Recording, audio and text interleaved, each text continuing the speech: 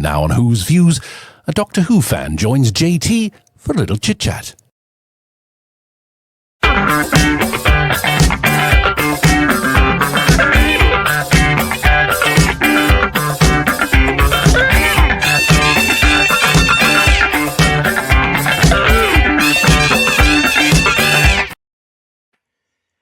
Hello Who viewers, how are you all? Welcome back to the channel, and this is Chit Chat. This is one of my favorite shows because this is where I get to chat to you guys in the audience, and thank you for being part of our shows. Today, as you can see, I'm joined by Jason. Hello. Hello, mate. Hello. Hello, all who's in the chat. It's good to see you. How are you? I'm very well, sir. How are you? I'm not too bad. I'm glad that we're doing another few episodes of Chit Chat. I love this one, Jason. This is really good. It's good to get to meet people like you. So listen, you know the channel, you know the show. You know the question I always start with, and it is, how did you find the Doctor? I found him on a black and white portable in my brother's bedroom. My first Doctor was Tom, and he's my favourite Doctor, and I love him a bit. And God help us all when we do lose him, mate. You know, he's because the man is just immeasurable, isn't he? Yeah, he's a legend. And as I say, I can't remember how. Couldn't get to watch him on downstairs TV because there was my mum, my dad, and me and three siblings. So I managed to sort of squirrel away some access to my brother's black and white TV portable. So my first taste of Doctor Who, even though it was by then in colour, was Tom Baker in black and white. So it was very much towards the end of his run, but I was immediately struck by it's the eyes with Tom Baker. To me, they're just so striking, you know, and they're just so active. They're dancing around everywhere, and they're sort of taking you in every direction, and you can't help but be bewitched and follow. So that was me hooked. Can you remember which story it was you saw first? I have a funny feeling, like I say, it was really towards the back end of his run because I was gutted, obviously, when I do remember, obviously, Logopolis and the Watcher and things like that, because obviously, like before then, you'd got like the Keeper of Traken and things like that. So we were set in space, but then obviously with like Logopolis, we were back on Earth.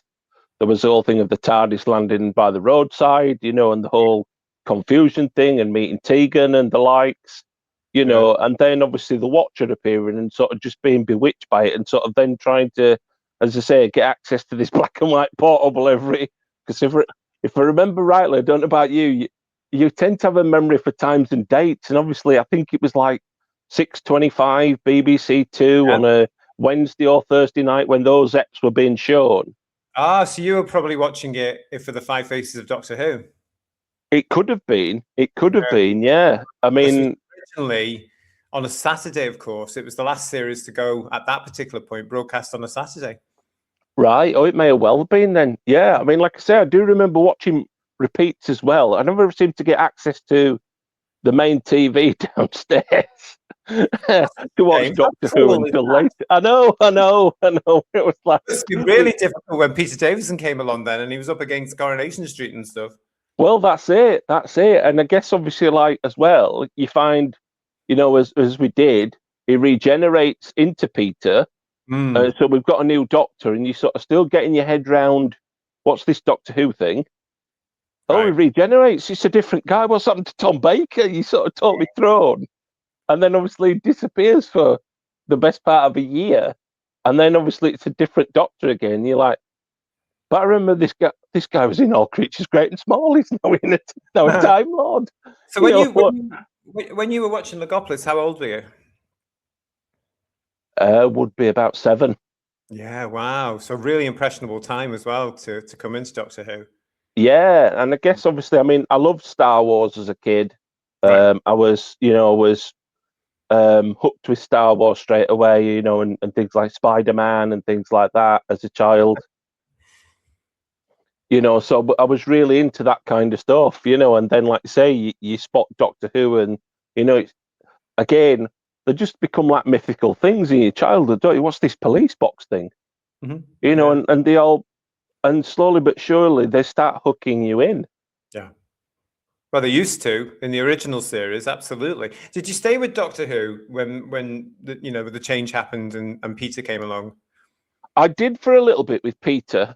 I mean, but I guess obviously you're then at that age where, you're going out, you're playing football with your mates, you're out from, I guess maybe we're of the same era, mate, where, you get kicked out by your parents and you've got to come home then when the streetlights come on, Yeah. So that tended to be the thing. You were out playing football with your mates or you were out hanging out with them and up to mischief and everything. So I sort of tended to drift away from it. I remember seeing the odd episode with Colin, when obviously Colin took over from Peter.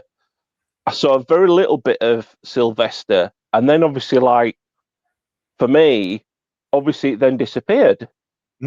So it was then about obviously hearing that it was coming back, and then I was so overjoyed to hear it was going to be Chris Eccleston, because ironically enough, I think in and around that time, he was doing a production of Hamlet at the West Yorkshire Playhouse.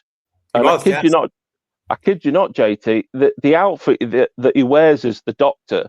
And I approached the costume department when I went to the 50th anniversary thing at the XL, and I said, "Did you take any inspiration from his production as the production of Hamlet?" And they said, "No."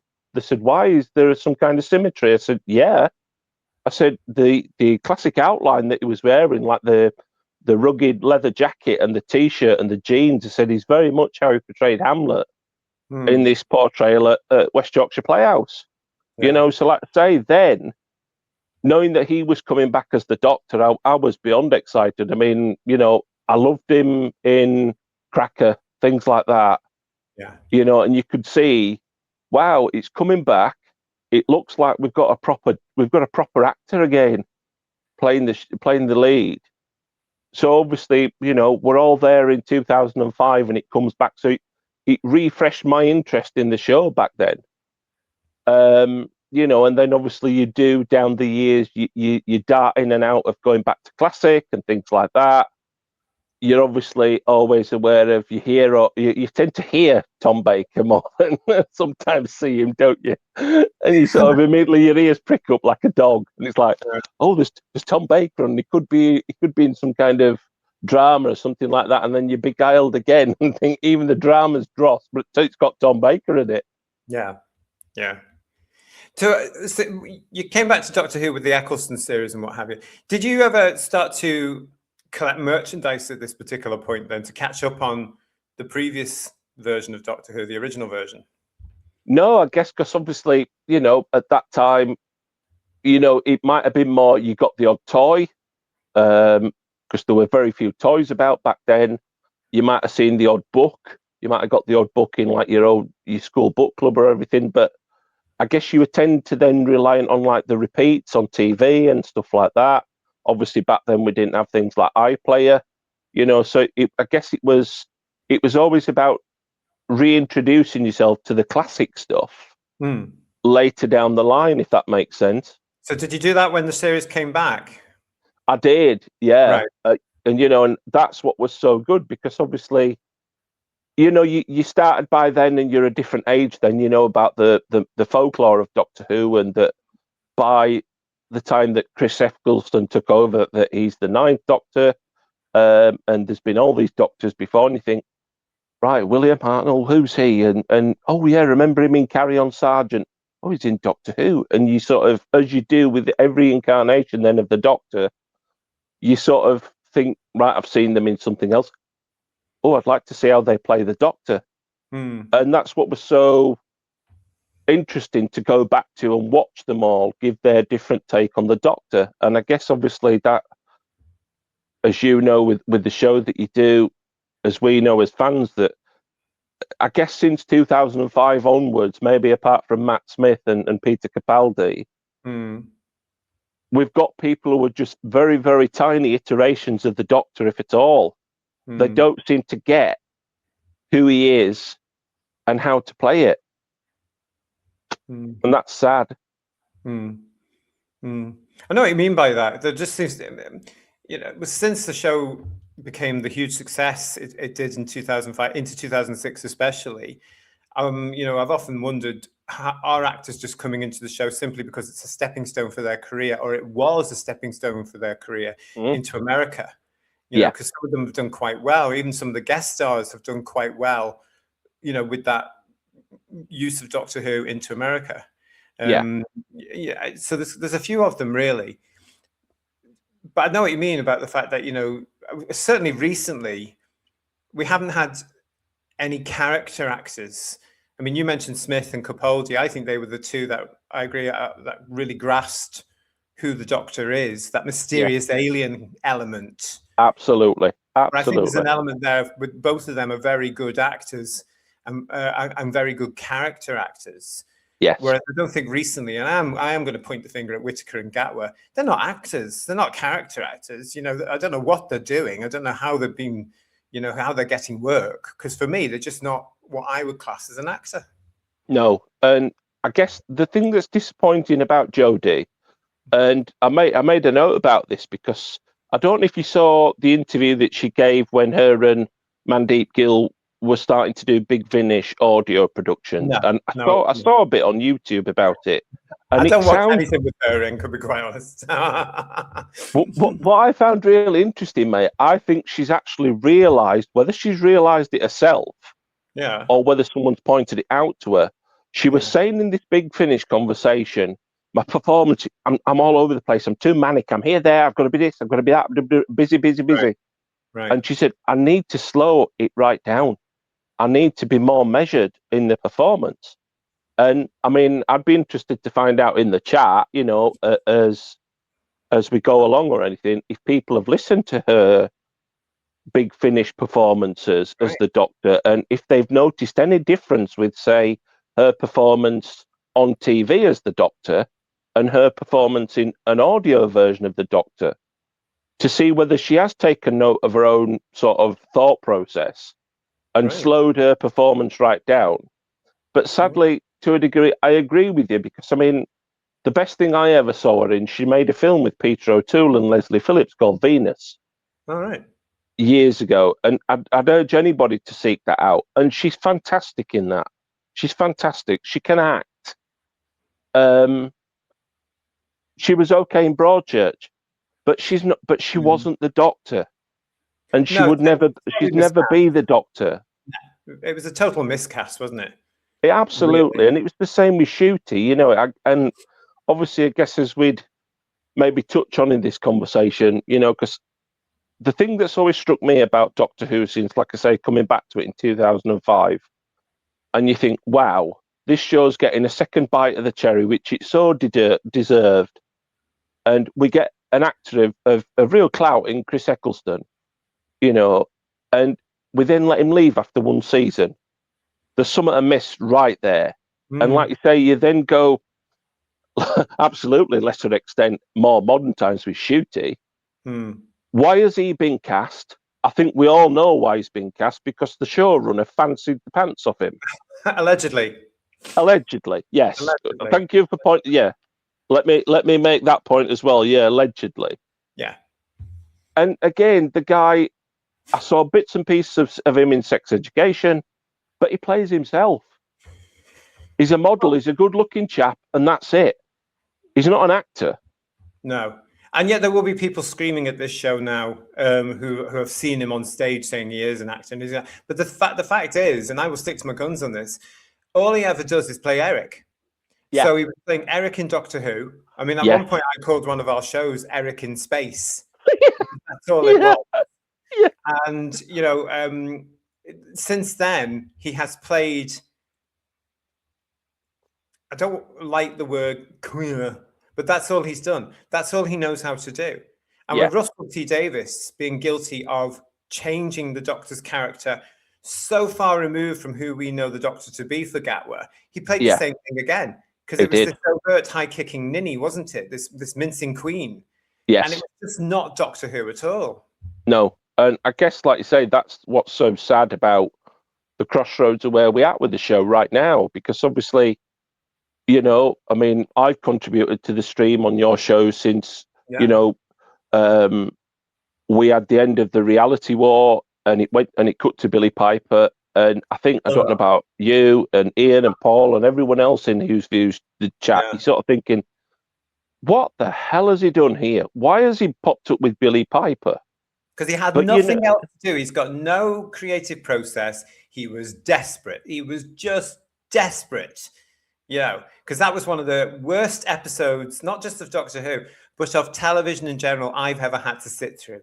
Because it was, let's throw everything in this, including the kitchen sink, and see where we go. Because he had no idea. The whole show, at that point, Jason, is just remind us, is that it was in trouble because Gatwa had decided to go. He wasn't going to do this alleged third series. Yeah. He had to do rewrites, and he was just burnt out. He had no clue what to do. Yeah. And that's why I totally agree. It was, wasn't it? It was absolutely shocking, awful. Well, the thing to me, I've wondered again, it's just an opinion, I've wondered about since, is that I wondered if he used the Billy Piper pop-up RTD as like to buy him some time. Because obviously I think he sort of boxed the BBC into a corner. This is just one thought I've had with it. I think he sort of boxed the BBC into a corner because obviously I think as we finally found out, the deal with Bad Wolf ends in 27. Yeah, so, and he's gone. And he's gone. Yeah. But obviously, does that mean the 1st of January 2027, or is that like the 31st of December 2027? That's the thing. That's another aspect I'd like to find out about their deal, because obviously he's bookmarked Billy Piper on the timeline, and then obviously there's going to be all these these rumors are starting to leak out this last week about possible Christmas special ideas and things like that. Yeah, but I wouldn't have. Nonsense, isn't it? It is, and I wouldn't be surprised if he used the Billy Piper thing just to buy him some time, and then obviously the BBC execs, because they're so weak and he's so sort of domineering over them in every which way, that he's leading them by the scruff of the neck rather than the other way, when they should be dragging him back in and say, hey, what have you done to this show? Oh, they won't question him. I mean, that is very, very obvious that they're not going to question him. I mean, they had the chance after the Chibnall nonsense to completely reboot the show. But the fact is, he's just so big, isn't he? That, and we have reported, as you know, on headlines last year, he was quoted as saying, who's going to question him? No one can stop him. Yeah. And that's the frightening thing. And the fact that BBC Studios have just let him take ownership of the whole thing of Doctor Who, every aspect of it, will fool them, quite frankly. I think you're totally right, because obviously you've got a man here who, even in stature, is like 6'1" plus. And obviously he looks a big chap, I mean, I'm not 6 stone wet through either, but sometimes your size or anything like that, is he quite literally throwing his weight about? And obviously, because he's the ultimate snake oil salesman, sadly, that I think we've come to realise, because he's a one-trick pony. He can only write stories with a gay theme to them, and yes, it's okay coming out as a Doctor Who fan. Sorry to use that terminology. You're a Doctor Who fan, he's a Doctor Who fan, I'm a Doctor Who fan. We're Doctor Who fans, but then sort of shoving your agenda into the show is not on, because obviously, as we've seen, it's gone from being, when it first appeared with William Hartnell in that yard, as an alien traveling in time and space, to now it's some kind of, it's going to be a musical this week, it's going to be a cartoon this week, there's going to be lots of crying, everybody's going to be called babes, there's more experts at unit than we ever need, and the show is just totally lost up its own orifice. Yeah. And that's what happens with somebody like RTD, who's more of an, I mean, you mentioned the thing there that, he all he writes is gay thing. That's because all he knows. He's gone on record several times saying that he writes what he's experienced in his life. Yeah. And that's all he'll know. So that's why he keeps churning out all these things. It's the same theme, the same thing. And sadly now it's gone into Doctor Who, which in my opinion, there's no place for it to be. No. And you're going to get one more episode from him. another episode, and possibly he might be retained. Who knows? But all I know is I was being told last year that BBC Studios were desperate to retain RTD for future projects. Wow, and that's quite scary, isn't it? Because I mean, I guess if you say, even if you look at another person who's been the showrunner and in charge of Doctor Who, in Stephen Moffat. I mean, I can remember Stephen Moffat doing Press Gang when I was a child, moving into a teenager. Yeah. And then he's done lots of different things since, coupling, and he's done the Douglas's Classified thing that was on ITV last year. He's done Sherlock. His palette's a bit broader. Mm. He's not the greatest Doctor Who writer, but obviously in the era that the 2 decades that we've had of RTD, he's written a hell of a lot better episodes than RTD ever has. Mm. They've had the scares, they've had the thrills, they've had, different things that Doctor Who should be more about. And he's also brought us 2 better Doctors, than RTD ever did. So it's just bewildering. Like you say, that he's getting one last chance at the bar, so to speak. Because, as I say, I do think, and I might be talking out the back of my head, he boxed BBC into a corner with the Billy Piper thing, and are they then sort of scrabbling round, scratching their head, thinking, well, where do we go with this? Where do we go with this? We've decided to go with the CBeebies route. So it's obvious they're not going to throw Doctor Who on the bonfire for a few years, like we want it to rest. And let everybody get that awful RTD shooty taste out the mouth that the show needs, and freshen it up. Because obviously you can see that to a degree the BBC are going to keep it going. It's now whether they're bold, which is not a great word you always notice, particularly with the modern BBC, and say to him, like you're saying. I mean, I think I've talked to you, in emails, and I've also committed on the stream, especially after what happened with the 2 series of Doctor Who and Twablats, or whatever we all want to call it, abbreviate it, the war between the land and the sea, how turgid that was. I mean, we should have all expected, and he delivered exactly what it was, turgid rubbish. And I'm sorry, he should have been called back in. And I mean, again, this is something I made notes on, and I've thought long and hard about. You think about it, mate. If you're I know it's not like for like, but if you're the Chancellor of the Exchequer or something like that, or even Keir Starmer, you get called in front of MPs' committees. Why hasn't Russell T Davies and the Bad Wolf production team been called in front of a panel of, BBC licence fee payers like ourselves, fans, whatever, and said, right, hang on, you've got this multi-million-pound deal with Disney, the chance to take the show stratospheric, but what you've actually done is you've run it into the ground, you've made it agenda filled, you've made it so woke and everything like that people that don't know where to turn with it. You've toxified the brand so much. We need you to explain why you've done that, and we're actually, by the way, going to say to you, that Christmas special we promised you, you ain't getting it now, mate. We've handed it off to, say, Steve Pemberton and Rhea Shearsmith, or we've handed it off to someone else, and they're going to deal with your mess. Or they've said, they've given us a different treatment, and they've said, no, we're going to retcon everything between that came after Peter Capaldi.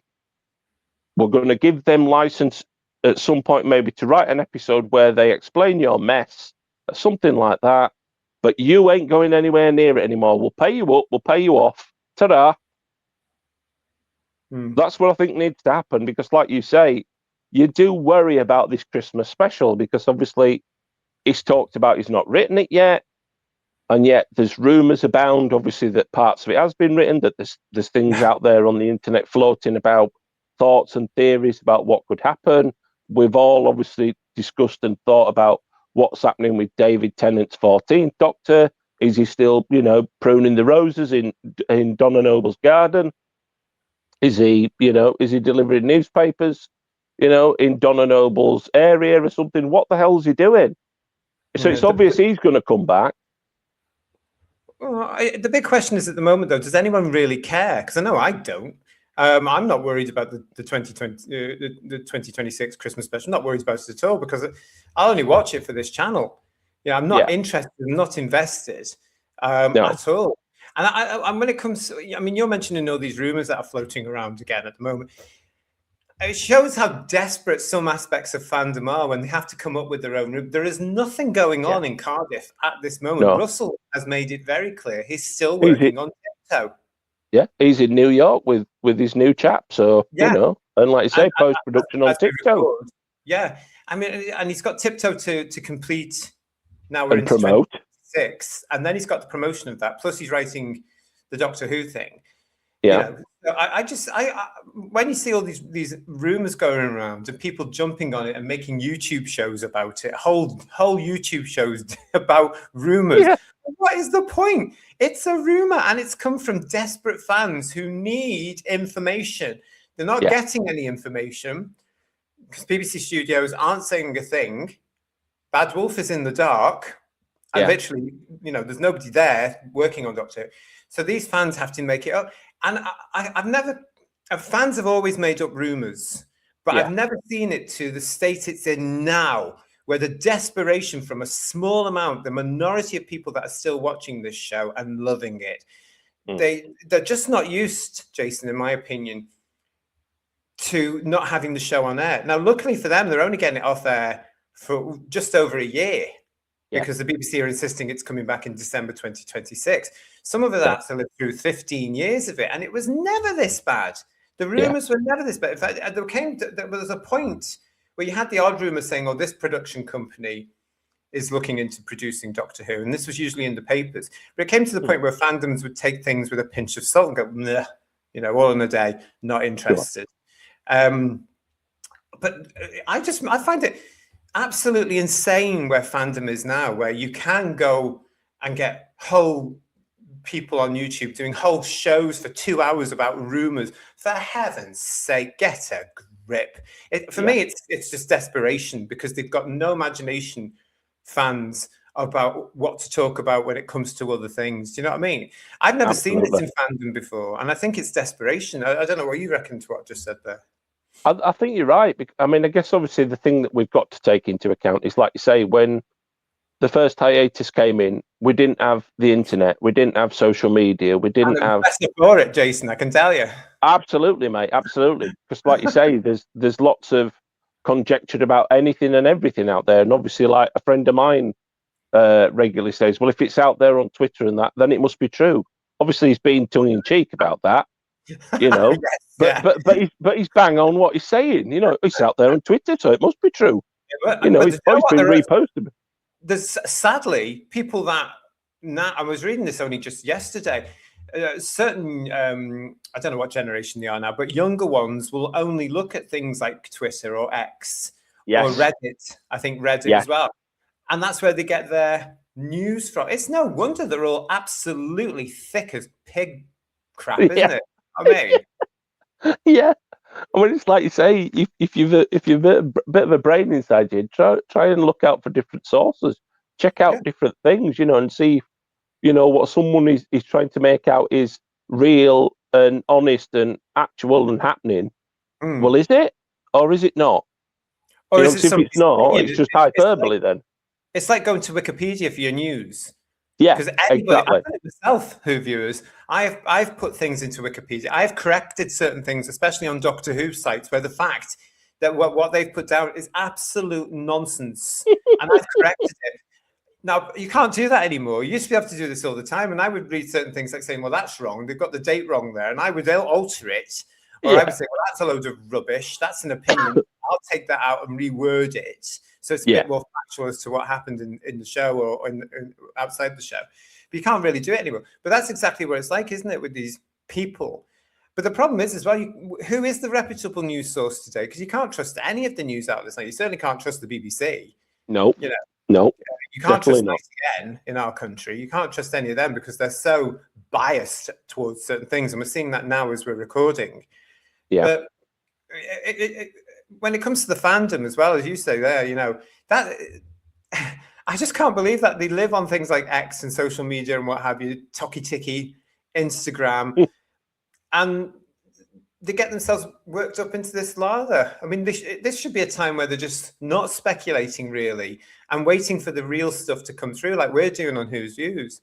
I just find it weird, Jason, the whole thing. It's just not. Again, it's another aspect of fandom that I'm alienated from these days.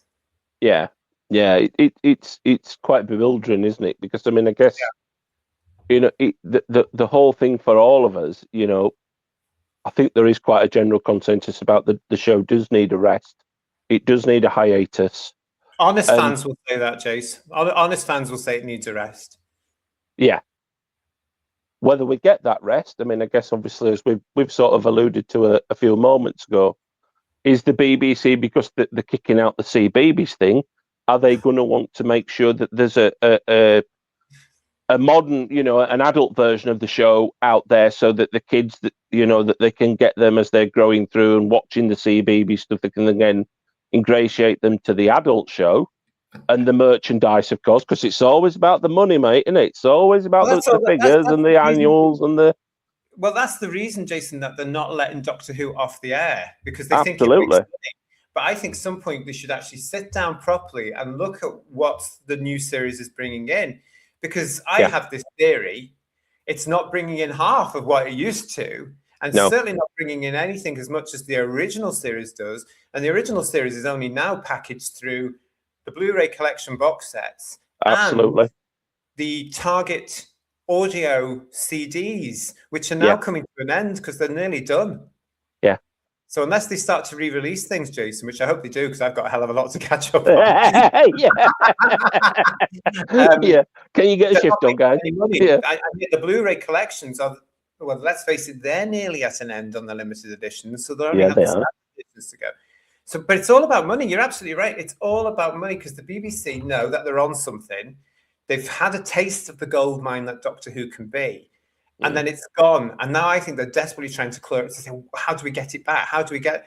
And you mentioning that CBeebies thing, that makes me laugh. I just think, what the hell? Do you know? I noticed as part of this year, 2026, is called Star Trek's 60th anniversary, and earlier around about the New Year, they put out some of the events and some of the stuff that's going to be happening this year. And guess what? They're doing a preschool animation for Star Trek. With new characters and stuff. And I just thought, hang on a minute, so you're going to have a Star Trek preschooler show, cartoon, and a Doctor Who one. And they're both going to be huge flops because the only people that are going to watch it are people who are in their 30s. That's going to be the strange thing, isn't it? That's going to be the amazing, isn't it? Well, let's face it, because all the weirdo Doctor Who fans and Star Trek fans, as I call them, they're going to go and watch the CBeebies thing or wherever it's going to be for Star Trek. You're not going to get the under fives really watching it because they don't pay attention to this stuff really. No. Makes me laugh. It does make you laugh, mate. Absolutely, it does make you laugh. I guess, like you said, though, it then does leave you with the worry about how does the BBC approach the future for Doctor Who, doesn't it? Because obviously, I mean, obviously, I know you've covered it on the channel and that a few times. I mean, obviously, if Third Doctor Ian was here, because he's a football fan, he would tell you a few years back. Remember when it was Euro '96, mate? No. When we had the football tournament here in England. Anyway, the guy who was the manager at the time was called Terry Venables. He was selected as England manager. Sorry to go off on one slight tangent, but I'd like to think it's slightly relevant. Before Terry Venables became the England manager, a chap called Jimmy Arnfield was going around the country and talking to lots of football managers and people in football about who's the best guy for the job or who are the best people for the job. And he went and he got a cross section, a consensus from people. Yeah. And I think this is what the BBC need to do with Doctor Who. They need to go back to the doctors. They need to, they need to go back to fans. They need to go back to writers that are out there who are established, and get people's opinions.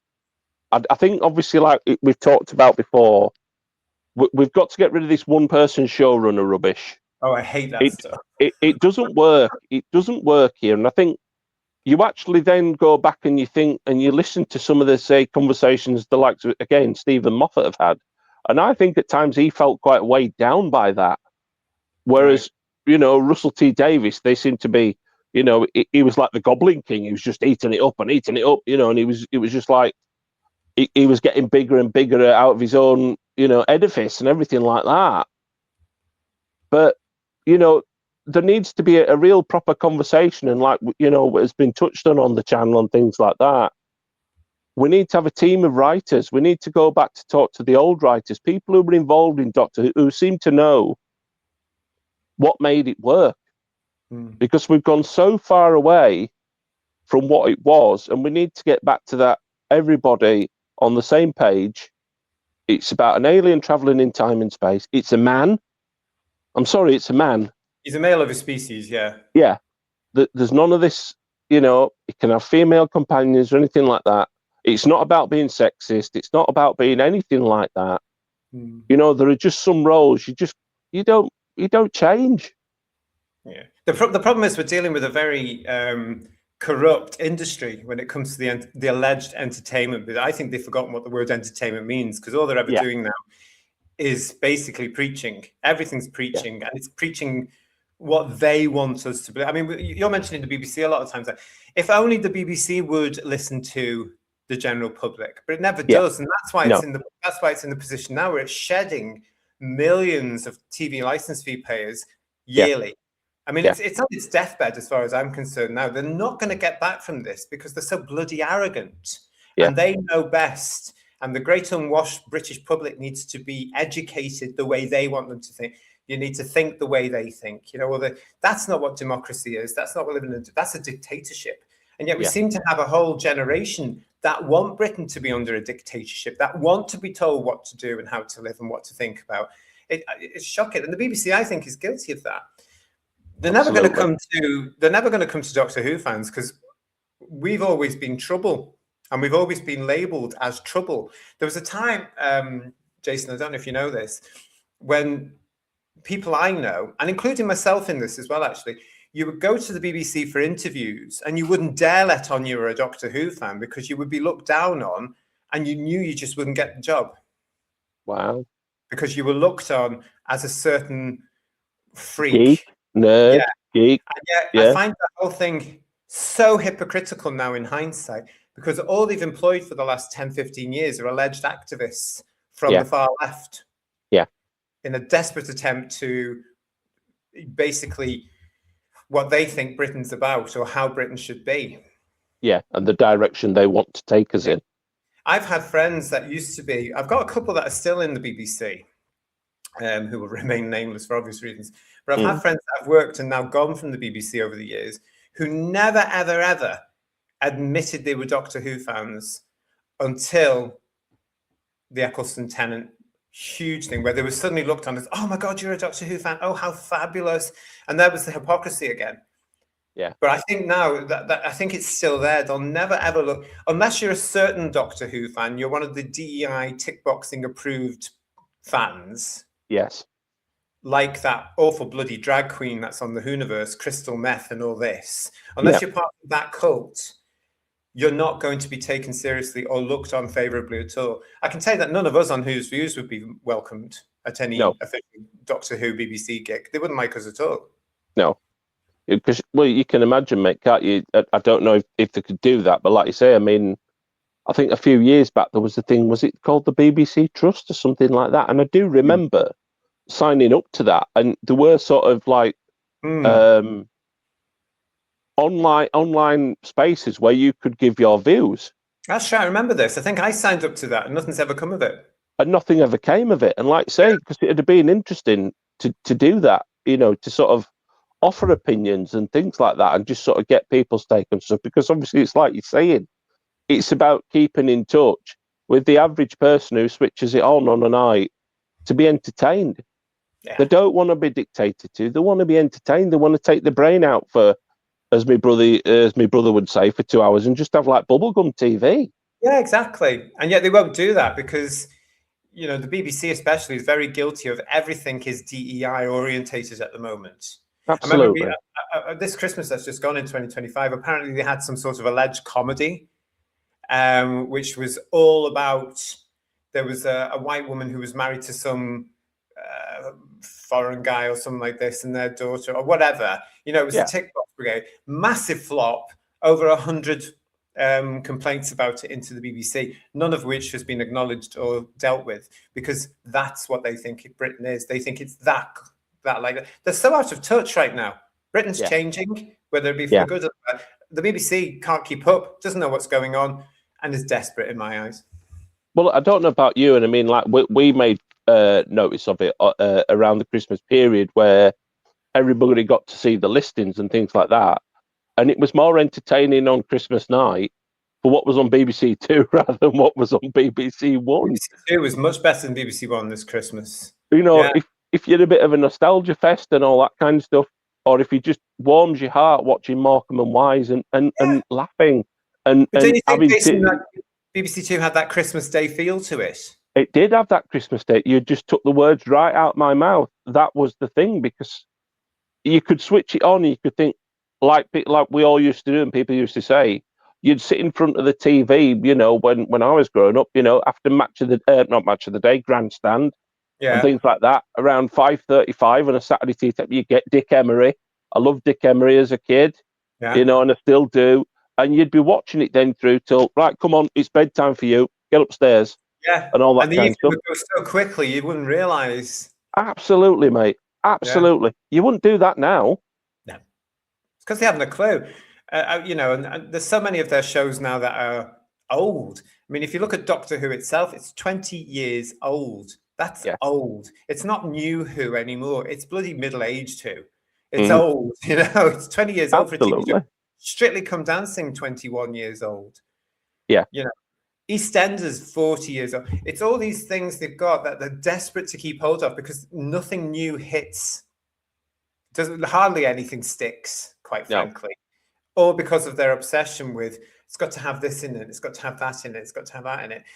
And unfortunately, one show that shows the illustration perfectly of this is Doctor Who. Yes.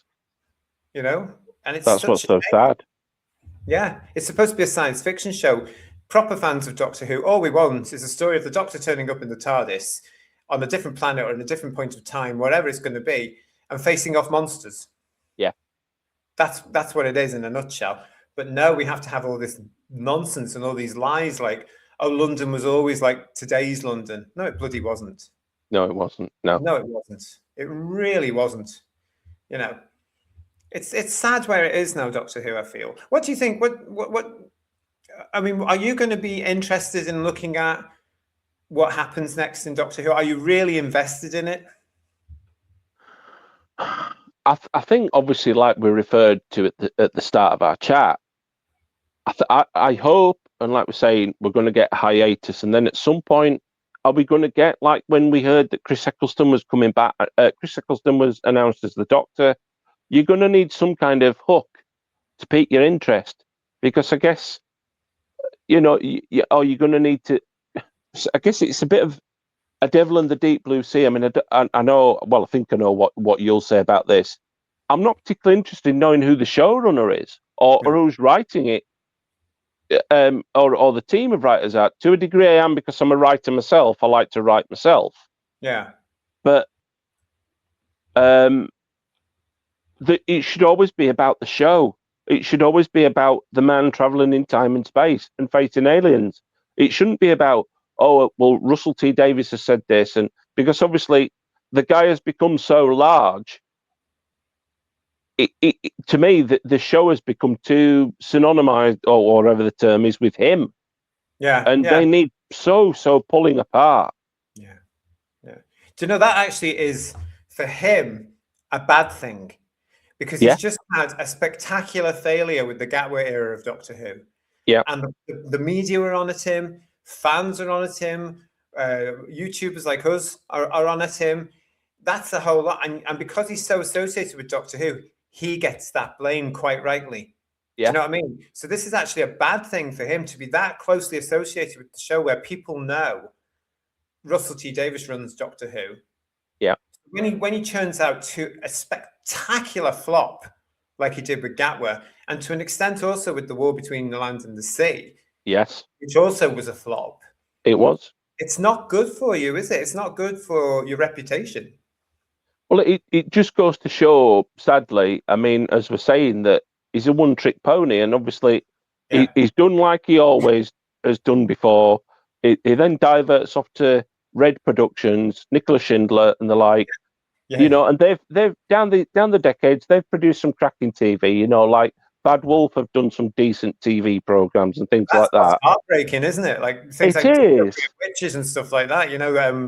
It's Dark Materials, lovely stuff. Yeah, I mean, but it's like you say, it's just the fact of, because we've given certain writers the jobs, maybe has anybody thought to ask them, well, actually, or write us half a dozen science fiction scripts, Russell, and then let's go through them and let's see if they are science fiction. Science fiction. Oh, hang on, what's all this about? We're meeting the companion's family, and grandma's in bed, and she's always wanting a cup of tea, and all this kind of stuff, and mum's a foster, and all, well, what's all that to do with aliens wanting to take over, the galaxy? Nothing, Russell. Nothing. Yeah, it's true. Yeah, you're absolutely right. I mean, he couldn't even do the Star Beast correctly because he had to push in all his nonsense agenda. And the Star Beast was there ready for him from Doctor Who Weekly. Or you could actually take those beautiful scripts, those original scripts from Doctor Who Weekly, and just shoot it today, exactly the way that they wrote it. Yeah. You could just do that, and it would be brilliant. Yeah.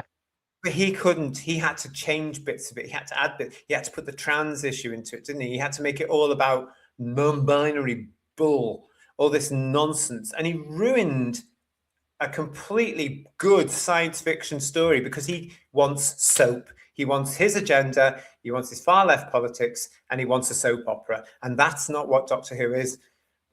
I'm going to put it to you, Jason. I think Doctor Who's had its day. What do you think? It is sort of making you think that way, isn't it? Because I mean, I guess if it came back like it did in 2005, and you didn't know anything about Doctor Who, and you switched it on, and obviously it was just a fellow who like an opening gambit like Chris Eccleston's was, in Rose. Is that going to work a second time round? Like you say, are people going to be drawn in? Is it going to be the actor who's playing the Doctor that's going to draw them in? And it's then going to have to be about, as it always should be with any kind of drama or anything, about the quality of the writing of the script. And, the suspension of disbelief, because obviously we all want to be scared. We all want to be taken off to different places and have adventure and peril and threat. And if we aren't going to get that anymore, then maybe it has had its day. It'd be such a shame if it goes out more with a whimper than a bang. I think it's there now. I think the Gatwa series proves that, and because, as I've said on headlines, because RTD and Moffat as well are so, and Chibnall, because I keep forgetting him, because they're so intent on continuity. Yeah. He's not just going to let that ending from the reality war go. He's going to have to explain it. So Billy will come back and all this sort of thing. Who cares? The general public who are going to be sitting down on Christmas 2026 aren't going to remember what went on in a failed Gatwa series in early 2025. They're not going to care. And they're not going to remember. The general public don't care about Billy Piper or the fact that she popped up. They don't even know she popped up because no bugger was watching it. It was getting around just under 2 million people watching it. Yeah. So why bother? They could, I agree with you. We're not going to get a hiatus. That's obvious now because they want it on in some form every year. And I think it'll go to sort of like 3 or 4 TV movies a year because of the money. But from what they're going to do from that, because they're bringing Russell into it, they're not going to get the reboot they desperately need. It just needs to start with brand new Doctor, a brand new companion on Christmas. and without Russell, in my opinion. And I don't think, well, it's not going to happen, is it? It's not going to work. No. You I mentioned. guess. Oh, go on, Sorry, go on. No, you go go on. on. I was going to say, Well, you mentioned your writing. Yeah. What do you write? Well, I think this is. I mean, I write sort of short stories, poetry. I'm trying to do longer form writing scripts and stuff like that. I've done sort of like short film scripts and things. Have you? Yeah, and I've self-published a book of mine. I'm looking to do that again the second time around this year. So it's.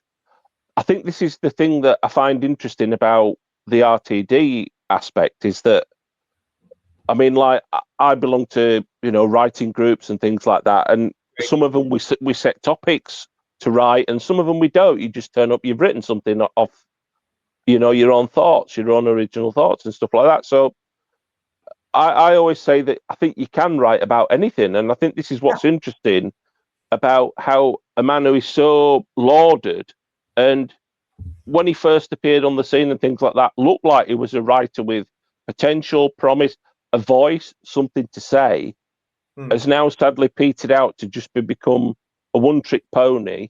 Yeah, it's laziness, Jason. That's all it is. It is laziness, mate. And that's the worry I think for any writer. Because obviously, like as I say, from my point of view, of I'll think back if I go to a group and they'll say, "Oh, next month is going to be a topic about." I don't know, about time, just time itself, or about death, or about love, or something like that. That then somewhere down the line you might be able to think, right, well, we're going to write about war. So you're going to challenge yourself to write on different things. And I think that to me is the thing I can't understand, and I'm frustrated with RTD about that. He sort of thought, right, I can do all the gay stuff, standing on my head, blindfolded, juggling fire. I've got to write a story about a man traveling in time and space, and he's got to face peril and threat. Well, hang on, mate. We're still waiting for that. Yeah, we have. We've been waiting a long time. Yeah. Yeah. And I think we're still going to, I don't think it's ever going to come. No, I don't think it is ever going to come. I don't think it is ever going to come, mate. I think that's the sad thing. And I think, like you say, that's why any kind of thoughts about like the Christmas special, I mean, like I've said, give it, I don't think he deserves it anymore. I think with what he's done and what's happened with the war between the land and the sea, he's trying to shoe on Pete McTighe or Pete McTeague. And no, we don't want him either. He might have written the odd episode and he might be a decent writer, but I'm sorry, we need fresh blood. We need strong writing. I don't rate McTeague really as a strong writer, because if you look at the episodes he has written for Doctor Who, they're weak. They are not, I mean, writing the little things for the Blu-ray trailers, that's stronger. Different. And they are. Yeah, it's totally different. But when you're doing a whole 45-minute to an hour episode, I mean, I can't even remember the ones he's written, to be quite honest. No. No. Well, I think what's an interesting point as well, like we were saying about strong writers and things like that. I wonder if, say, back in 2005, or obviously when it launched, say, look at Dalek as an example of an episode that was written by Rob Shearman. Yeah. And obviously he wrote the book as well, didn't he? Apparently. I think Rob Shearman wrote the book. Yeah. So I'd be interested if we could all go back in time back then, and if Russell T Davies and Rob Shearman sat down, and Russell T Davies said, "I'm the showrunner, blah blah blah. I want you to do this with Dalek," and whether Rob Shearman back then actually, stood up to him and said, "No, I wrote the story, mate. This is the route we're going down. I've seen your drafts on the script. You've tried to change that. No, we're not doing that. No, we're not doing that." Whereas I think now, since he came back, like you say, whether it's been Juno Dawson or Inuel Ellams or things like that, the other writers that he's brought in people who he's just waived the opportunity of writing a Doctor Who episode to them, and he's suggested drafts on the script, and they've just done what he's told them to do. Yeah. And like you're saying with Pete McTeague, obviously as you've talked about on headlines and things like that, verbatim, lots of little hooks and Easter eggs in stories that then we don't get payoffs to. Oh God, it's just ridiculous, isn't it? They try to be clever. That's the problem. Yeah. Just write your episode. Never mind tying it up with a bigger picture. I can't be done with all of that. No, I think we're all past that now.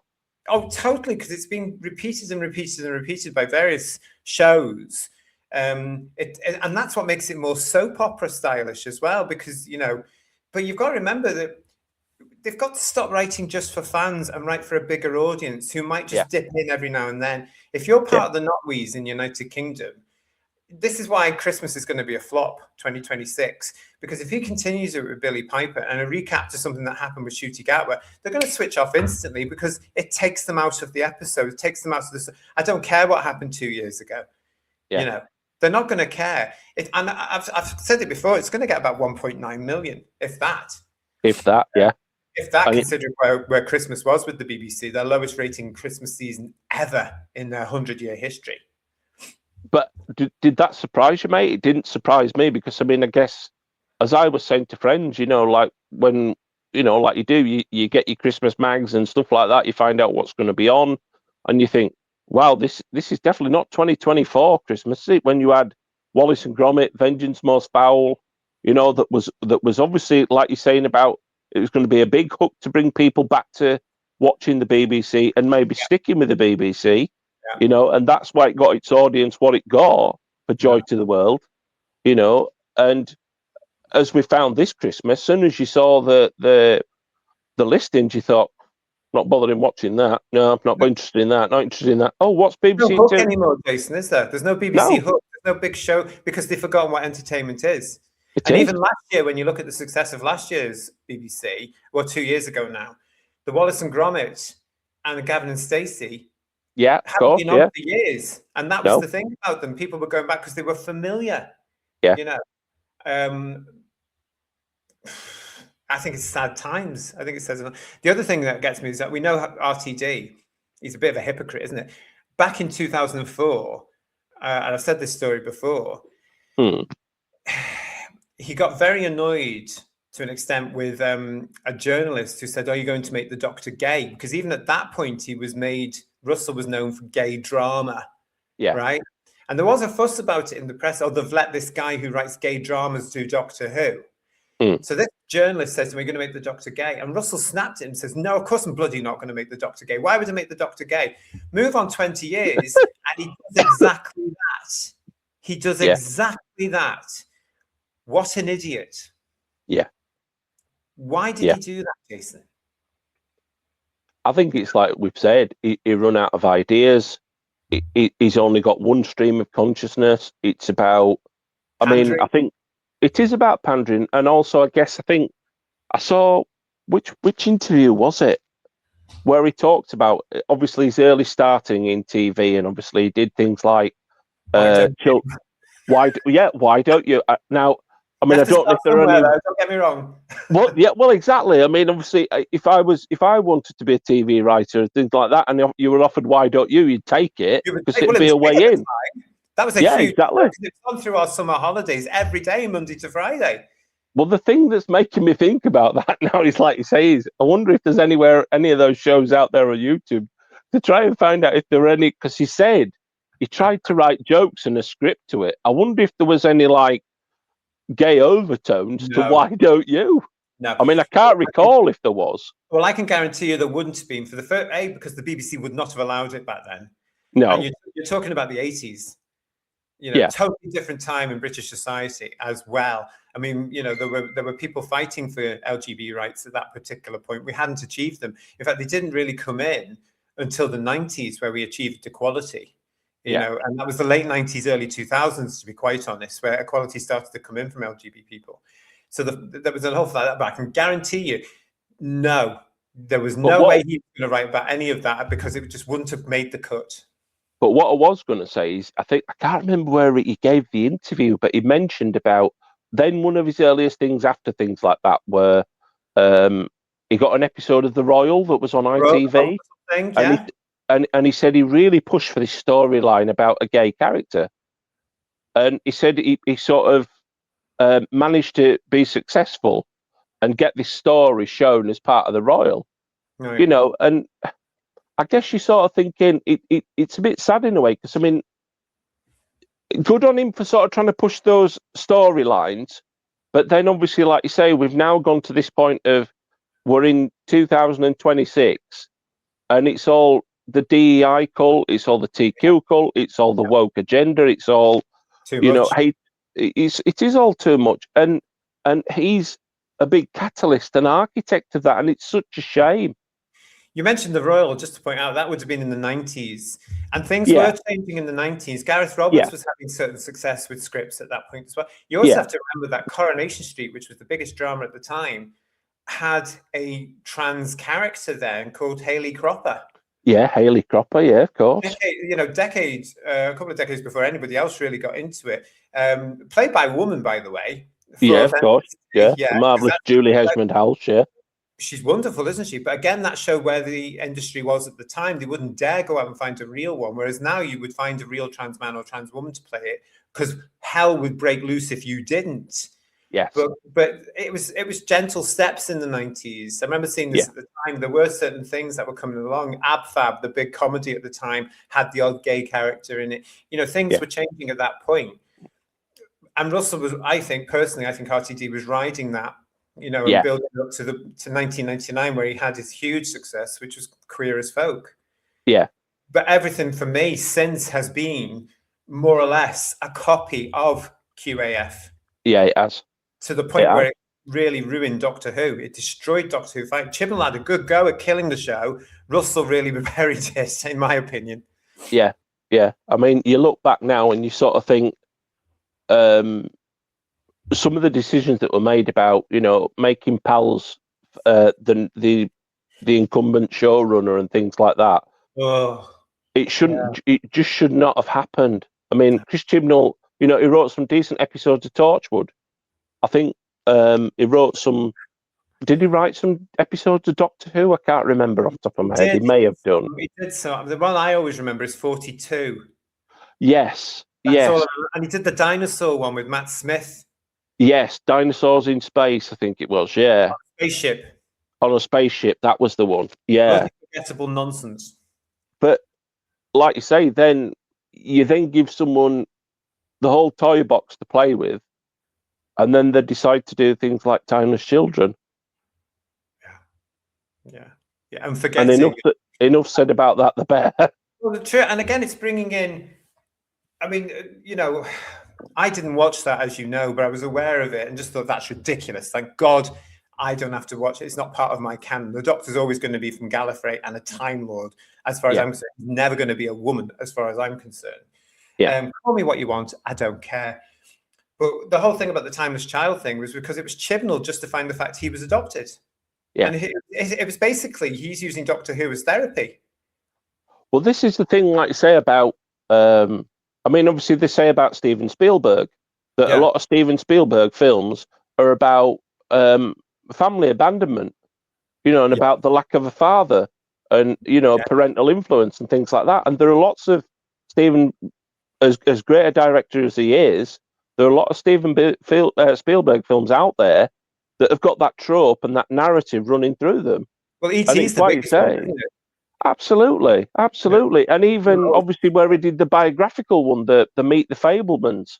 Yeah, I think it was called that one. And there's been others in between where there's been those like you say, life arcs, or however you want to describe them, and you sort of think, no, if something happened to you in your life, like obviously you were ill last year, if you were a writer, presumably then going forward in the next 5 years, 10 years, and you were a writer, JT.